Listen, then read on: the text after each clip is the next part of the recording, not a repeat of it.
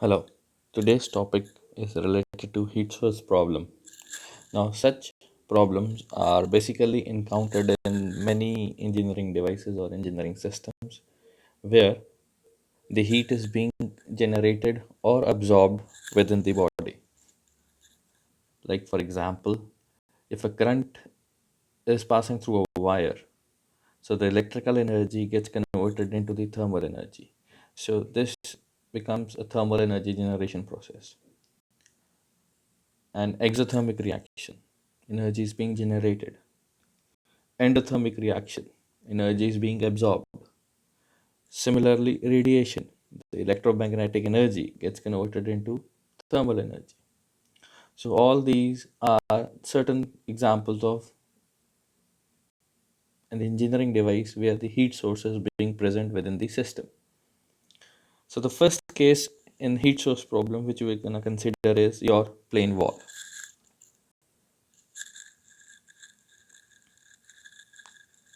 Now in this plane wall, the heat source is uniformly distributed within the system. Second, it's independent of the time. Third, the material of the system is having a thermal conductivity K, which is constant.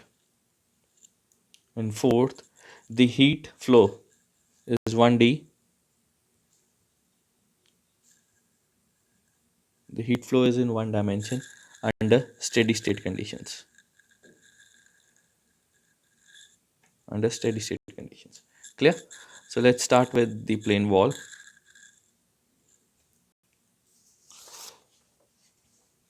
Consider a plane wall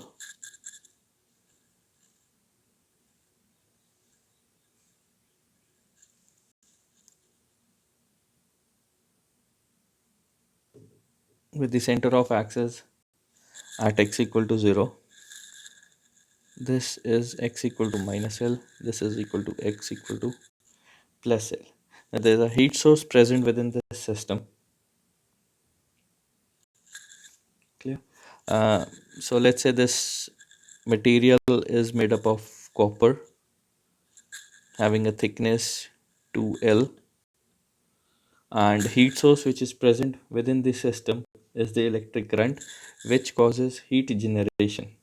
So rate of heat generation is represented as Q dot, that is heat per unit volume. This is rate of heat generated.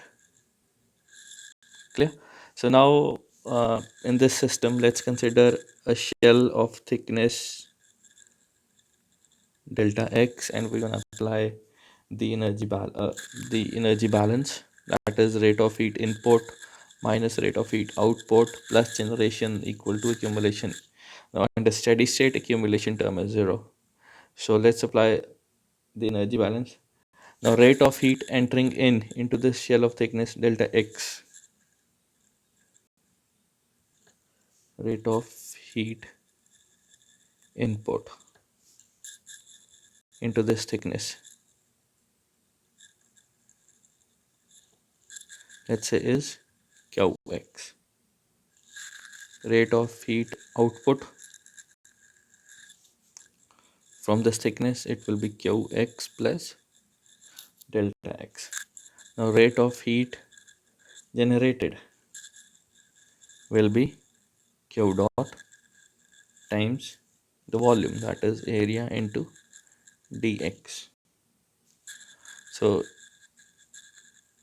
the energy balance, that is in minus out plus generation equal to accumulation. Now under steady state, accumulation is 0. So what is left is input minus output plus generation equal to 0. So we put all the above terms in this main equation. So we have Qx minus Qx plus delta x plus Q generation equal to 0. So Qx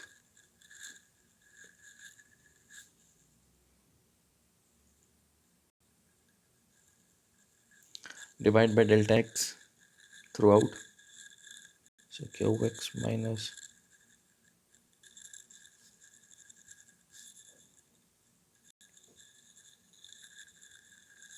we're taking the limits, delta x approaches 0, so what we have is minus dq q dot a equal to 0. Sorry.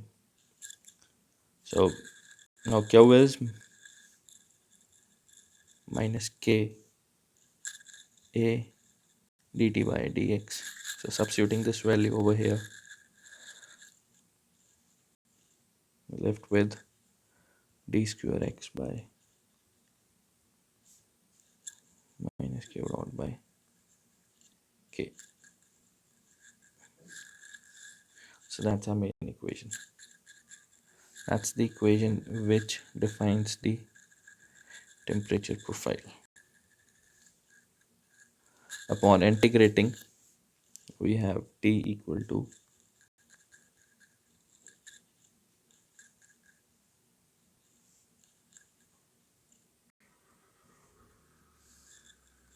that's the main equation. Now this equation can be solved using boundary conditions. Let's name it as equation A. Now boundary conditions. Now boundary conditions depend upon the situation, three different situations. Now the first situation is asymmetric boundary conditions. That is the temperature at both the sides, that is temperature over here and the temperature over here, are different. That is a symmetric case. Second case will be symmetric boundaries. That is the temperature on both the sides of the wall is same. And the third case is adiabatic surface.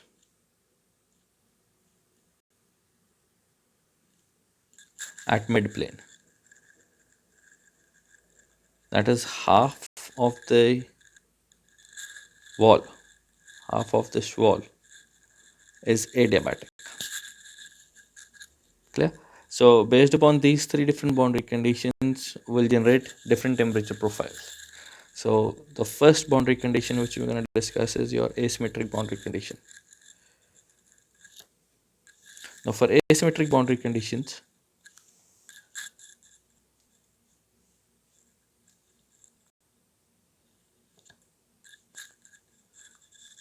that's x equal to minus L, x equal to plus L. There's a heat source present over here. H1 is the heat transfer coefficient on x equal to minus L. This side, let's say the wall temperature is TW1, the wall temperature is TW2. Over here, TB1 is the fluid temperature on this side, and TB2 is the fluid temperature on this side. Now the boundary conditions at x equal to minus L, T is TW1, and x equal to plus L, T is equal to TW2. Clear? So now based upon these two boundary conditions, we're going to solve equation number A.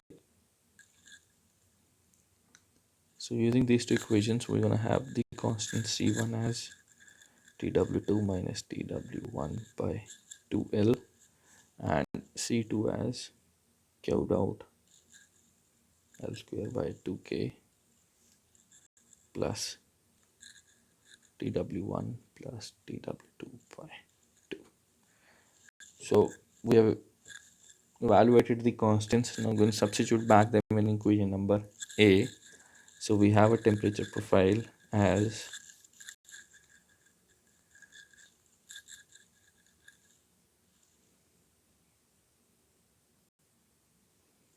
parabolic plus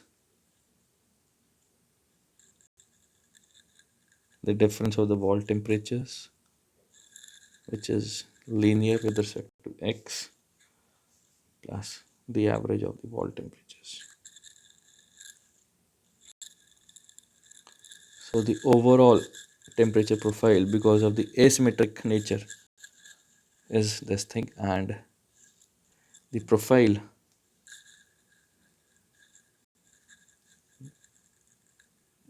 will be somewhat this thing between both the walls. Clear? So this was case number 1, where the boundary conditions are asymmetric in nature. Second case is when we have symmetric boundary conditions. Okay, before we go to the symmetric boundary conditions, let's first calculate the heat flux within the wall based upon the asymmetric conditions. The heat flux within the wall will be Q equal to minus K dt by dx. So if we integrate your equation number A from equation A dt by dx, or maybe from, let's say, from star, let's evaluate dt by dx from star. So what will be dt by dx from star? Dt by dx from star will be 2k minus 2x by L square plus Tw2 minus Tw1 by 2L. So what will be the heat flux in this case? Heat flux will be Q dot x plus K by 2L Tw1 minus Tw2. That will be heat flux. So you can see, in the presence of heat source, heat flux is no longer independent of the position because of this term. So you can say, in heat source problems, heat generation, because of heat generation, heat flux is always dependent upon position. Clear? Well, let's consider the second case, that is symmetric boundaries.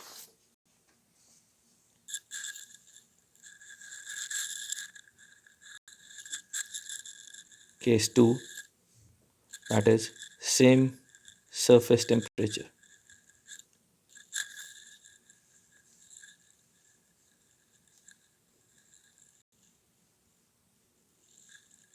X equal to 0, x equal to minus L, x equal to plus L. That's the wall temperature Tw, because over here the temperature and over here the temperature is same. Our main equation was Tqx square by 2k plus C1x plus C2. Now, based upon the boundary conditions, that is x equal to plus minus L, T is equal to Tw. So based upon these boundary conditions, we're going to evaluate your constant C1 and C2. Now C1 comes out to be Tw plus Q dot L square by 2k, and C2 comes out to be 0. So substituting back in the main equation, so we have the temperature profile as Q dot L square by 2k 1 minus x square by L square plus Tw. So that's your temperature profile if we have a symmetrical boundary condition, that is a clear parabolic in shape. That's a double star. Now at x equal to 0, that is in the middle,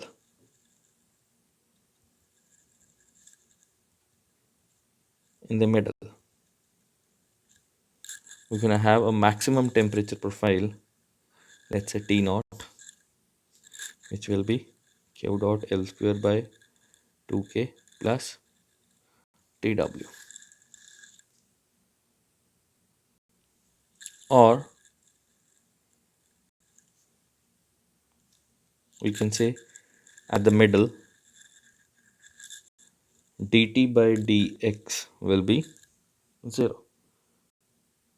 That is, heat flux at the center is 0. That is, heat flux at the plane of symmetry, that is at x equal to 0, is 0. So remember this. In a symmetrical boundary conditions, the heat flux at the middle is 0. Or we can also say that at x equal to 0, we can represent it by a adiabatic surface. That is the third case where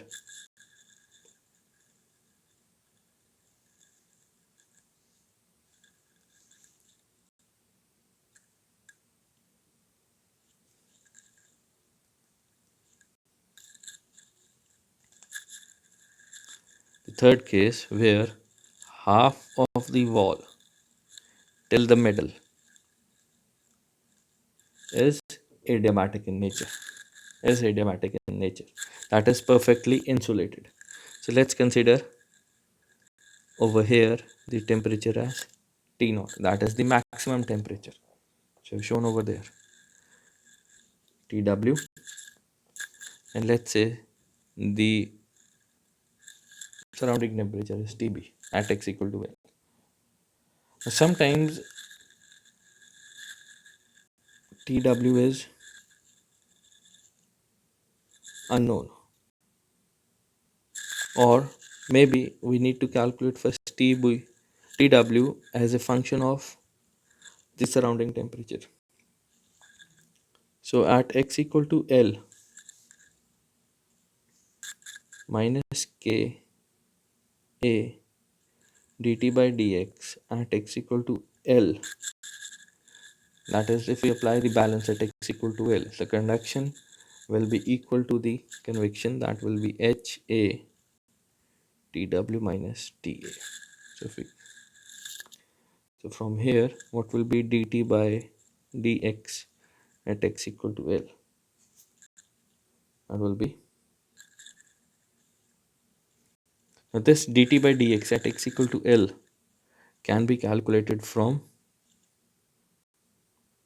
equation A, that is this one, sorry, equation double star.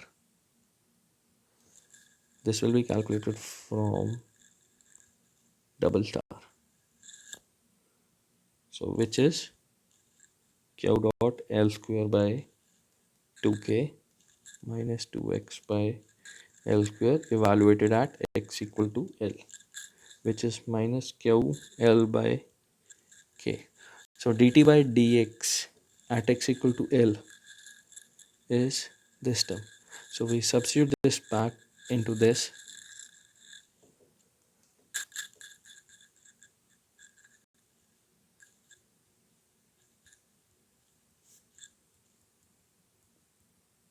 And we can calculate your wall temperature as a function of the surrounding temperature.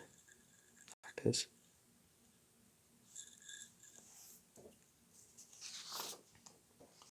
so we can clearly see that's the wall temperature, and the T naught, that is the maximum temperature we already calculated in the previous case, that is this thing. Now both these temperatures are obtained under steady state condition. That is, all the heat generated within the system,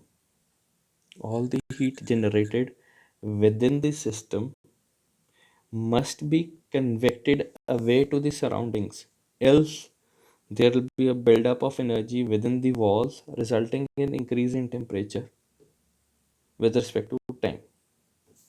So heat generated will be QL per unit length, that will be TW minus TB into H. So that's the heat transfer from the surface towards the surroundings because of the temperature difference of TW and TB.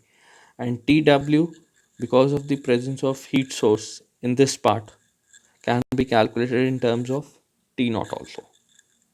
That is, we can use both the terms and calculate T naught, TB, and your heat flux. Clear? So this is the case of heat wall or a heat source present in a rectangular system where the temperature profile depends upon different boundary conditions: asymmetric boundary condition, symmetric boundary condition, and if the half of the surface is adiabatic and having a constant temperature T naught. Clear? Now, moving further, let's take a simple example of where now the heat source is present in a cylindrical system. Heat source is present in a cylindrical system. Long, solid, cylindrical system. Or you can simply take an example of, you can say, copper wire. The current is passing through it, and the heat is being generated uniformly through this wire. So this can be a simple example of a cylindrical system. In a cylindrical system, let's consider a heat source uniformly present in this system. That's the center of the axis. Z radial, and the heat source is present as Q dot. Now the heat source is uniformly, there are certain assumptions. The heat source is uniformly distributed within the system, neglecting the heat loss from the faces.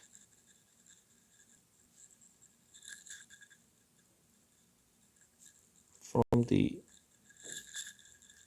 end faces, the outside surface temperature is maintained at a known temperature T wall. Surface temperature is TW. Clear? So we consider a shell. Let's consider a shell of thickness delta R, and we're going to apply the balance on this shell. So rate of heat conducted into the shell will be the surface area, that is the surface area of the ring, into QR. That will be 2 pi r will be the surface area of the ring into QR, evaluated at R. Now rate of heat conducted out will be again 2 pi r L QR, evaluated at R plus delta R. Now rate of heat generated will be Q dot into the volume. That now the volume of the ring will be 2 pi r delta R into L.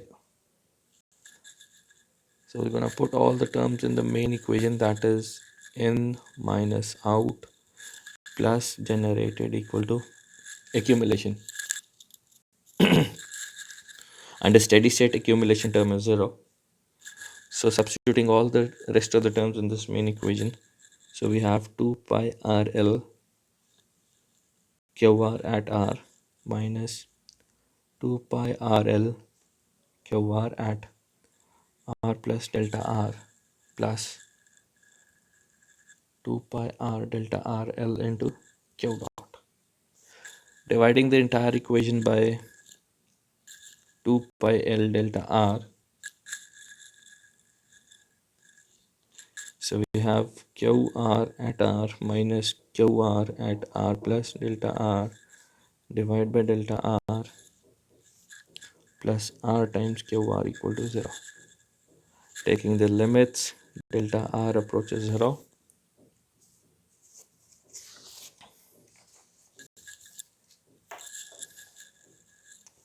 So we have d by dr of RQR equal to RQ. Now what is QR? D by dr of minus K R dt by dr equal to R. So upon rearranging, so we have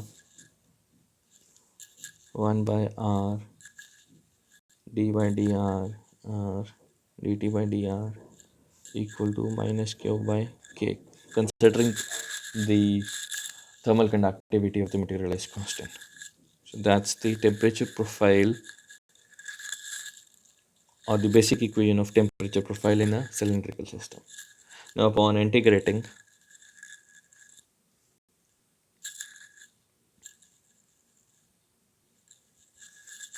upon integrating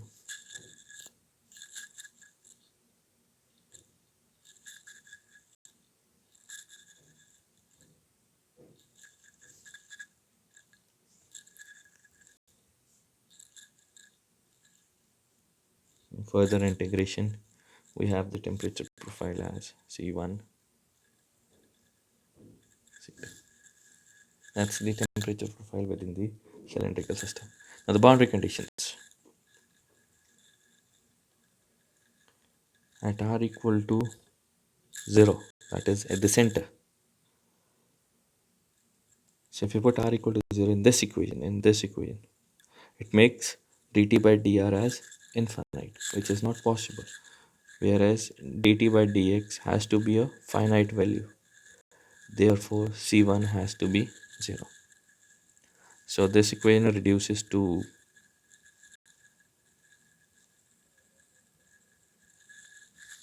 now second boundary condition at R equal to R naught at the wall.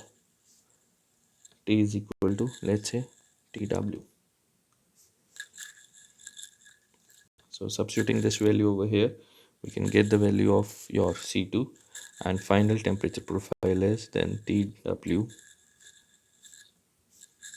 Q dot R naught square by 4K 1 minus R by R naught whole square, a parabolic profile. So within the cylindrical system, the temperature profile is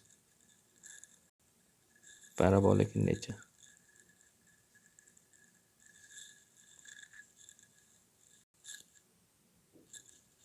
Now at the center,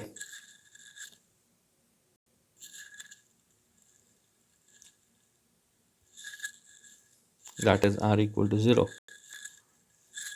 T will be T max, that is TC. Therefore, TC is plus TW in terms of wall temperature. Now in order to calculate TW, in terms of TB, we again apply the heat balance. So heat balance will be Q dot, that is the heat's generation in terms of into volume will be, that is heat conducted within the system equal to heat convected under steady state conditions.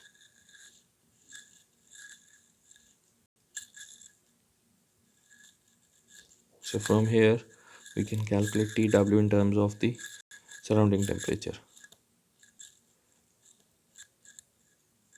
Now clearly we can see, we can calculate the temperature profile in terms of TW, and TW can be calculated in terms of the surrounding temperature TB. So clearly this is the case for your cylindrical system. Now, I've already told that we can consider it to be a simple electric wire through which a current is passing. Now, the current which is passing, let's say, is having an current density I, and the material is having an electric conductivity as Ke. Therefore, heat generated, that is Q dot, can be written as I square by Ke. So this can be substituted back in the main equation over here, or it can be represented over here in terms of your current density and thermal conductivity. Clear?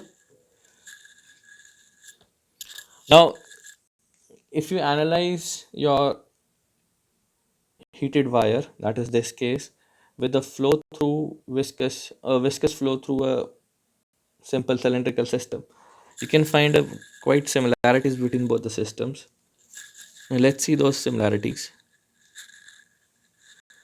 Let's write over here viscous flow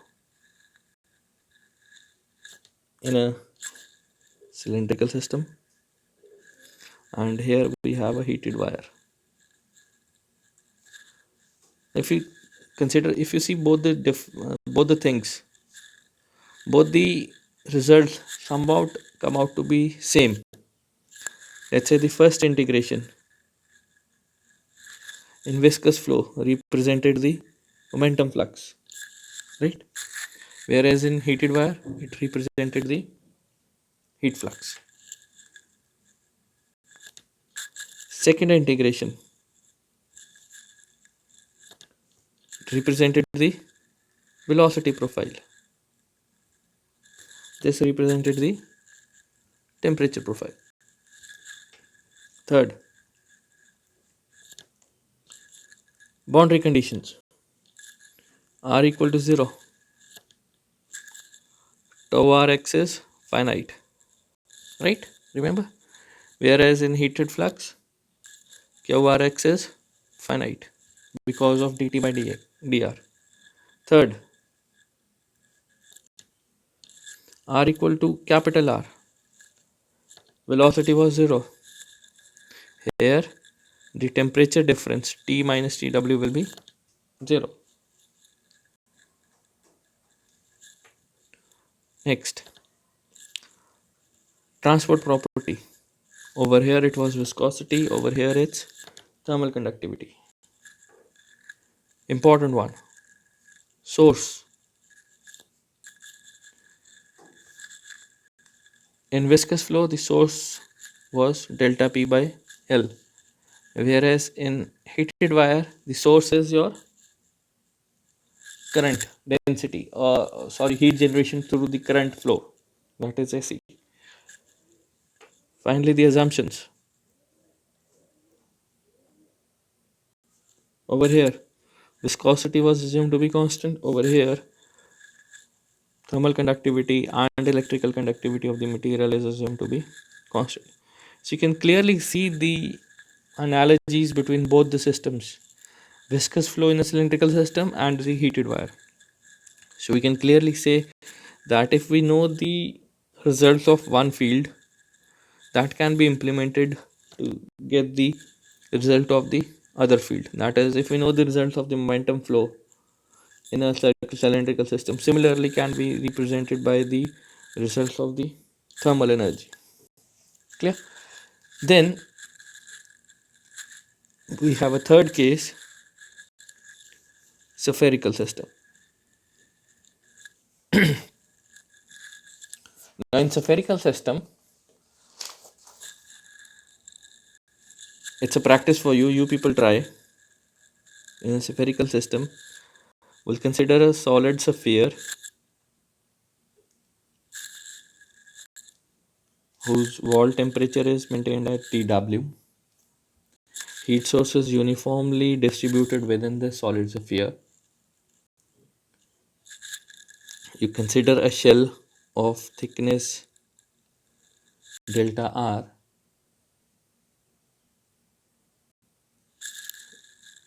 and from the radius of the sphere is r, determine the temperature profile.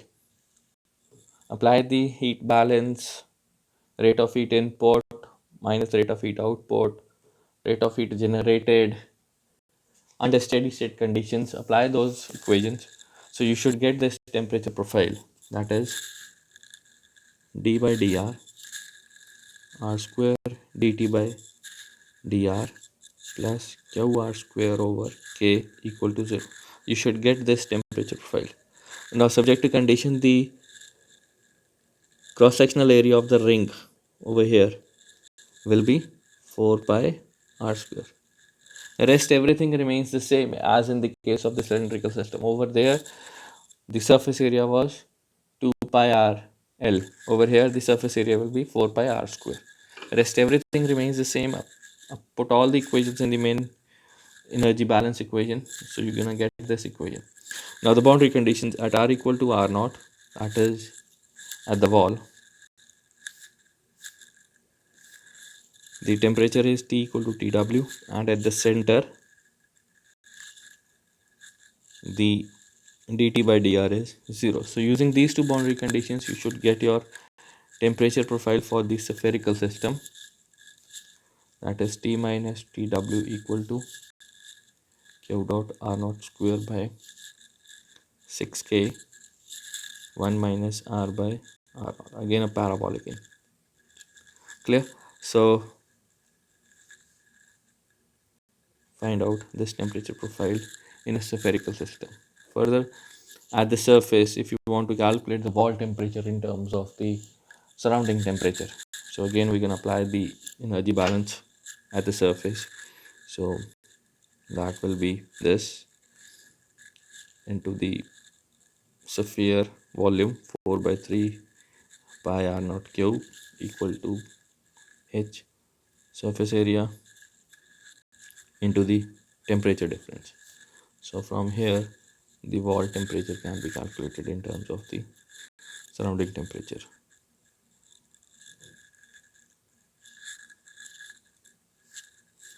for h. Clear? So from here, we can calculate a wall temperature in terms of the surrounding temperature. But your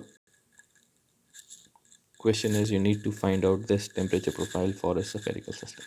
Clear? So that's your assignment number 7. That's it with the heat source problems. We have considered 3 different cases: rectangular case, cylindrical case, and the spherical case. Clear? Thank you so much.